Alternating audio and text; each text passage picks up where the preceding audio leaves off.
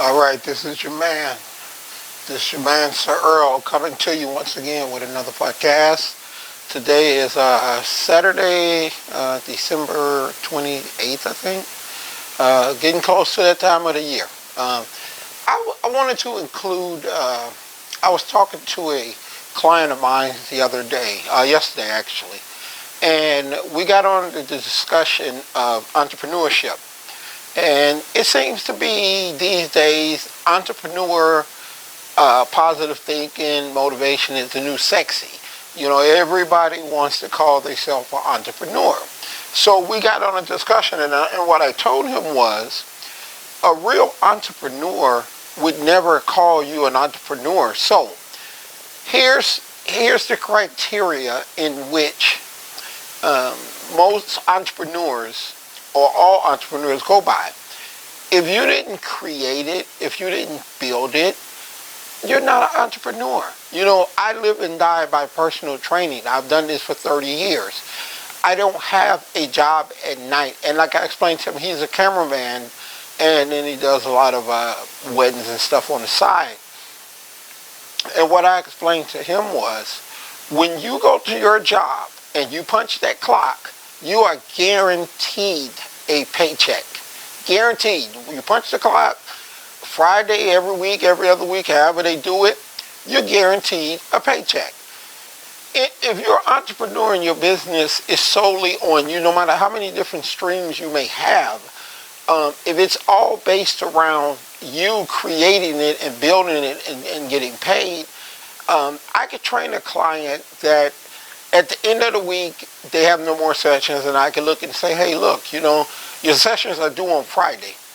They can come in Friday, use their last session, and say, you know what, I'm about to take 2 months off. My money's kind of tight. I can't resign. Well, that's money that I don't get, so there's nothing that's guaranteed as far as money in business. All this, you know, to make it plain and simple, if you work a job and you're guaranteed a check, and you do something else on the side that you gain money from, you have a side hustle. You're not an entrepreneur. So I just want to just put it out there and tell people, just stop. You know what I mean? Entrepreneur, the nerve and the stress level of being an entrepreneur, you will never know, because we're guaranteed as entrepreneurs, we're guaranteed nothing, not a goddamn thing. You know, your business, Lehman Brothers was $126 billion a year business that went under. So whoever the owner of Lehman was, I mean, you know, you can lose a business, and that's your livelihood. That's what you do. And chances are he'll go out and he'll start something else. But when you're guaranteed a paycheck because you go to work and you punch a clock, all of this multi-level marketing BS, I mean, you know, if you like it, hey, great for you. I'll cheer for you. Now, let me just say this. I don't think having a secure job, getting a secure paycheck, and having a side hustle is a bad thing. Actually, in this day and age, you know, I started my business 25, 30 years ago, and if I was to start a business today, I would probably go about it in the same way of working a job, or if I even like the job that I had, working a job and then have your side hustle, and you know, and you're doing your passion, which for me was training. I might do the same thing. I wouldn't think about doing it now because I've put 30 years into this. But, you know, if you have a guaranteed income by a check that's not signed by you, okay, you didn't sign it, somebody else signed it, you're guaranteed that paycheck every time you punch in. You're not an entrepreneur. You know, you got a side hustle. You make money on the side doing some other stuff. And I wouldn't care if you got a corporation. I would not care, you know, what you did or didn't do. You're not an entrepreneur if you don't live and die by what it is you created, whether it's training, creating a product, doing a service. All the bills come in your name. You know, you own this thing. And when shit hit the fan, they come looking for you, not, you know, your employee. They come looking for you. You know, so that was just a discussion that we had. And I know people will I had a client says, I own real estate, so that makes me an entrepreneur. No, you have a job that makes you make side money on the side from owning real estate. Now, quit your nice, cushy, guaranteed job and only deal with the real estate portion. Then you are an entrepreneur because you're living and dying by real estate. And then when you go in to collect your money and you're looking to pay your car note and one of the tenants tell you they ain't got it, now you feel those stresses of you still have to make it happen no matter what. And you didn't get near about as much as you thought you were going to get in. It's not the same when you punch a clock and you know on Friday you're going to get a paycheck. It's just not the same. If you have a job, if you are guaranteed a paycheck, and you do business on the side, I don't give a goddamn if it's real estate, if it's Mary Kay, if it's, you know, selling popcorn on the goddamn corner. You have a side hustle. Let's get that straight. You are not a fucking entrepreneur. I hate when people say that because it takes the hardship what entrepreneurs go through. It takes it away, and it sounds like anybody can be an entrepreneur. Anybody can't. That's why 90% of the businesses go under within 2 years, because the hardships of being an entrepreneur is just not for everybody. And you see it in the numbers of how many people fail at it. You know, it's much, you have a much better failure rate on owning a business than you do at unemployment. So, you know, having a job, having a side hustle, nothing wrong with it. I think it's a great thing. You have the security, plus you make the money, and you know, and you do something that you love to do. So I don't find anything wrong with it. So don't take offense. It's like, I think it's wrong. Some people are owning businesses. I don't think they should even own businesses because they're idiots, you know. But that was just a discussion that we had. Now, we're going to move on to the podcast of what I had set for today. And what that is that, you know, when I became involved in bodybuilding, November 1st, 1990, when I first started bodybuilding, there was a saying, hey, athletes, y'all shouldn't lift weights because we were known as gym rats, steroid-inducing gym rats. That's what we were. Stupid, you know. And they would say, hey, athletes, you know, if you start working out, you're going to get muscle-bound and unflexible, so working out is not good for you. What does every athlete in the world do now? They all work out, okay? So they would never say, hey, those bodybuilders were right all along, because we dumb gym rats. But what we knew forever, they found out, and now everybody's doing it, but we don't get the credit for it as a bodybuilder. Also, with the diet, you know, when we started saying do a high protein, moderate carbs, low fat diet, that's going to kill you. That'll tear your kidneys up. Don't do that, don't do that. Well, what does every diet consist of now? High protein, moderate carbs, and low fat. Duh, we were right on that. You know, and now everybody's doing it, but yet they still will never give the bodybuilding community credit for it. Another thing, stop saying that everybody that lifts weights is a freaking bodybuilder. They're not.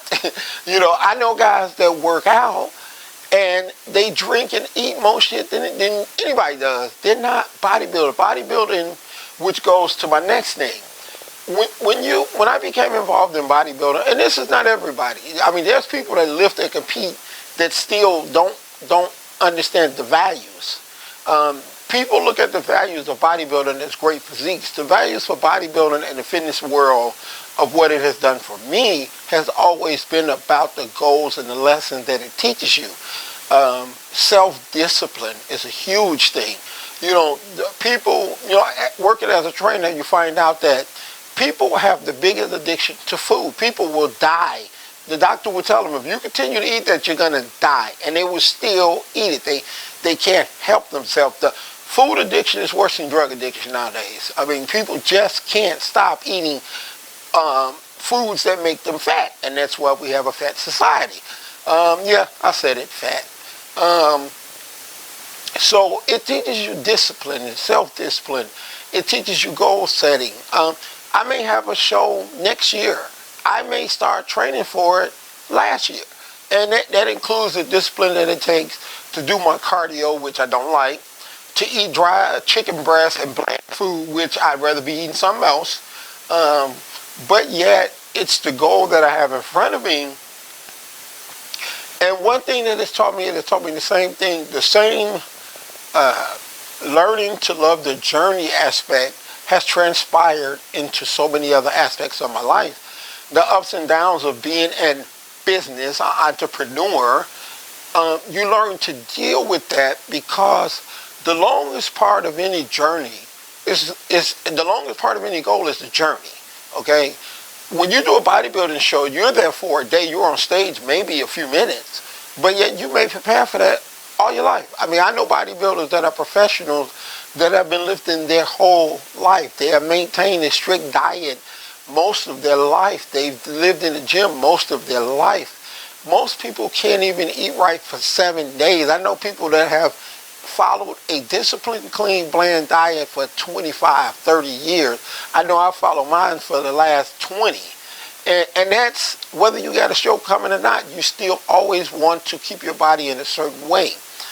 But yet, we live in a society where if I have something that you don't, there's got to be a reason for it. So they look at bodybuilders and they say, hey, well, it's got to be the drugs that they're taking. Oh, well, going to the gym every day, 2 hours, lifting till your joints ache, doing your cardio, eating all this dry, bland ass food, that ain't got nothing to do with it. Just stick a needle in your ass and you'll be okay. That's a bunch of bullshit, and I hate when people say it. It demeans and takes away from the hard work that bodybuilders actually put into it. And yet now, everybody wants to work out. Everybody wants to eat right. This whole health and fitness bit was created by Joe Weider, who's the godfather of bodybuilding. People they did not know anything about health and fitness or gyms or any of that. Corporate America, when you have the big chain gyms now, which I can't name because they'll sue me, they saw the money involved in this. But the gyms, like Quad's Gym, these places were around. Quads has been around for 42 years. They were catering to people that wanted to live the healthy lifestyle long before these big corporate gyms saw the money aspect of it and started putting gyms on every corners. So corporate America saw how great it was. You have business people now, they say they work out because it helps them with energy and they have a clear mind, and they still eat like shit. I watch them all the time. I got a couple on my radar because I'll be getting into motivational speaking soon. And I know they don't have the discipline that I have, so therefore I know they can never beat me. And I'm watching them, and I'm seeing them, and they're working out, and they're doing all the things. But this is a life that I've lived for 30 years. This is something you've been trying to do for the last year or two, and you half-ass do it. You don't even do it 100%. So I do have my eye on a couple of them, and I will get them. But corporate America, business people, actors, actresses, everybody now sings the praises of working out and eating right, which was a lifestyle that was created by bodybuilders as far back as the 50s. And yet they still would never say, hey, those guys knew a lot more than anybody else know. So therefore,